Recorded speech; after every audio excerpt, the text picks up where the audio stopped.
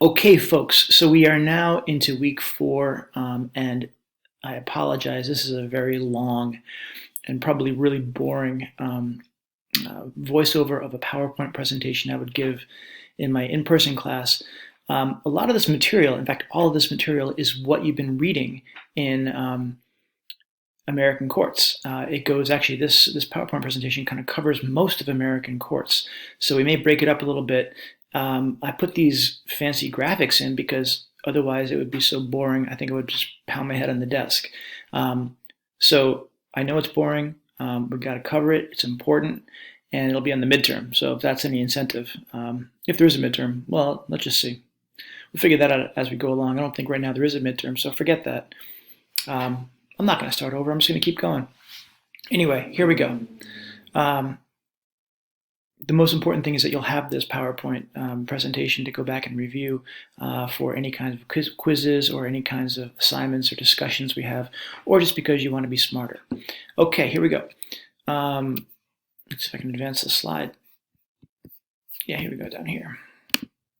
Right, so we spent the past few weeks looking at the structure, right? And we figured out how the judiciary interacts with the legislature, how it interacts with the executive, and now we're going to focus on just the judiciary and figure out kind of what it's made of, how it's composed. That's why this is called composition.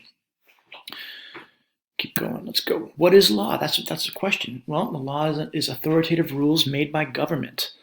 It comes from the Constitution. The U.S. Constitution is the law of the land. Federal courts are bound by the Constitution.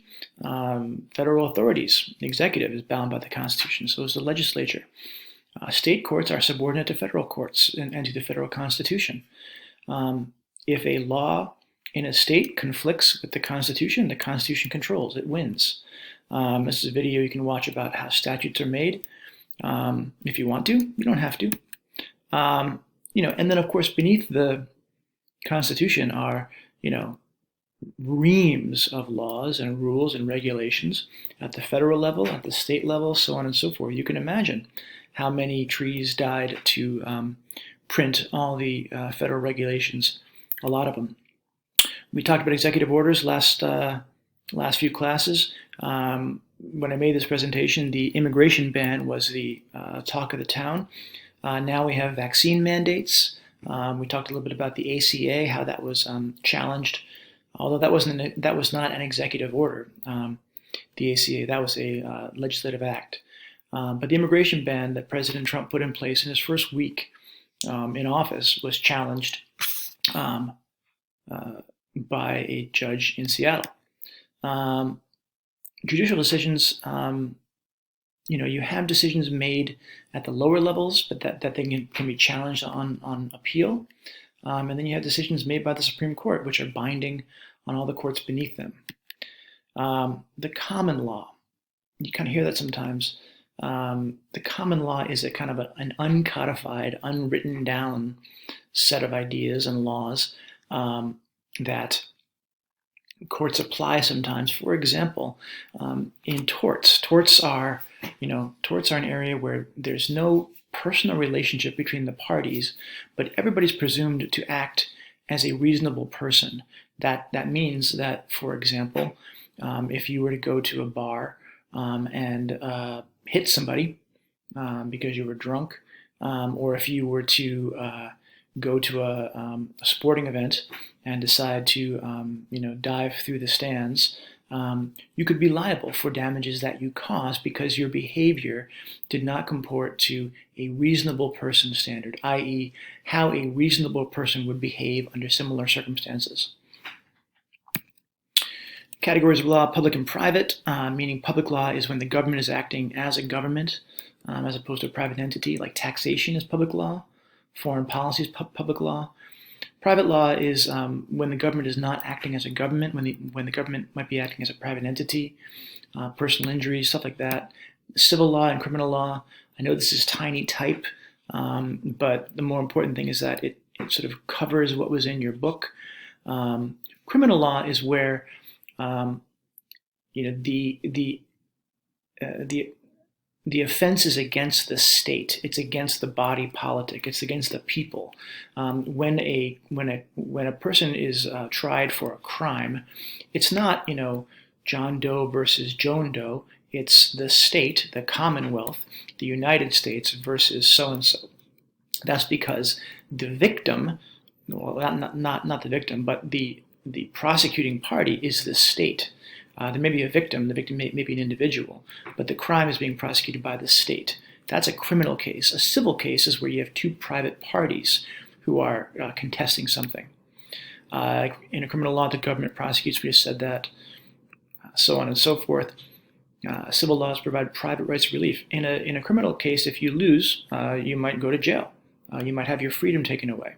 In a civil case, if you lose, you're probably going to wind up having to pay damages, compensation of some sort.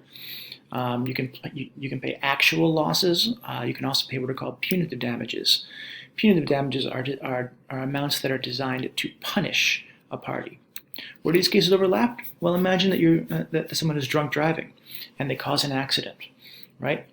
They can be prosecuted by the state or the Commonwealth for a violation of the laws of the state.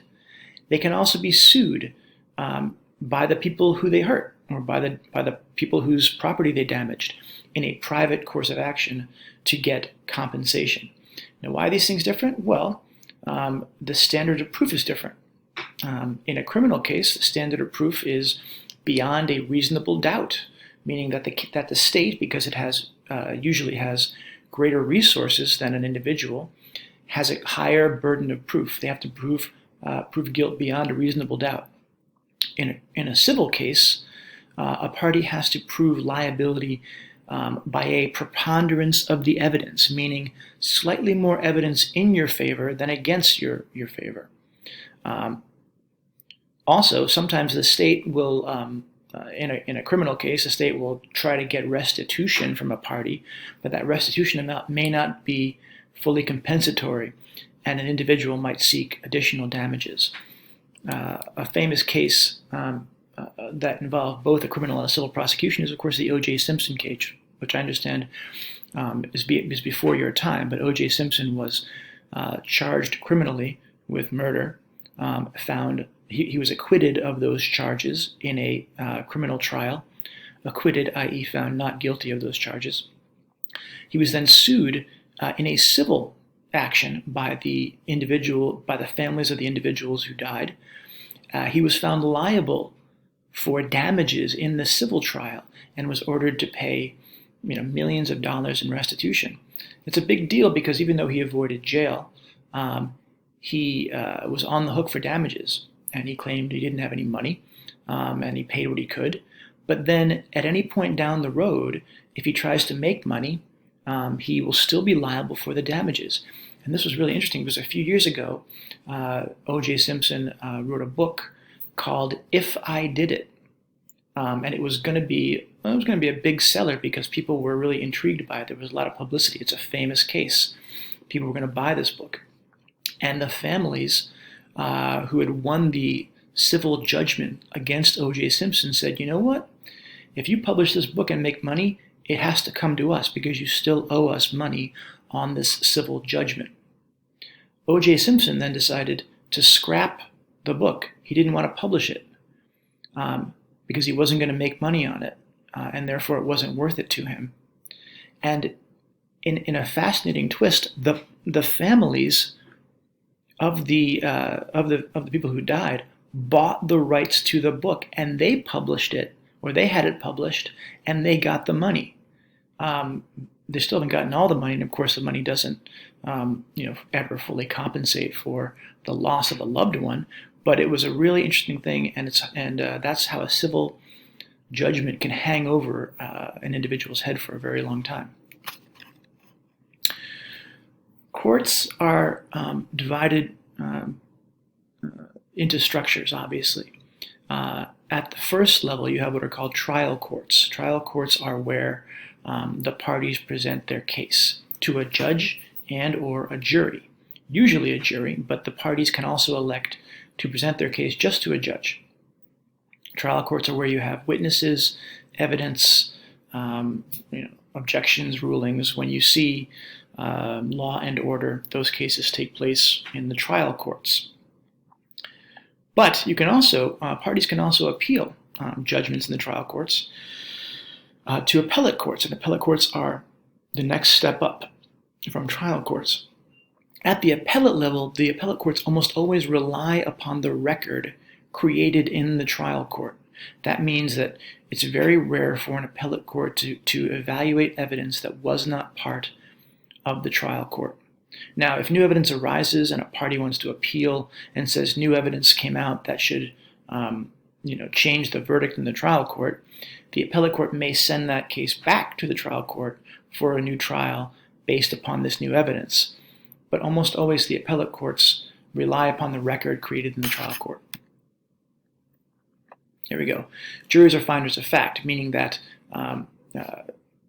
in our court system, there's great deference given to what the jury concludes are the facts of a case. And appellate courts very rarely disturb rulings of fact or findings of fact in a trial court. Trial courts hear everything from small claims matters to criminal cases to contract disputes to negligence to all kinds of things.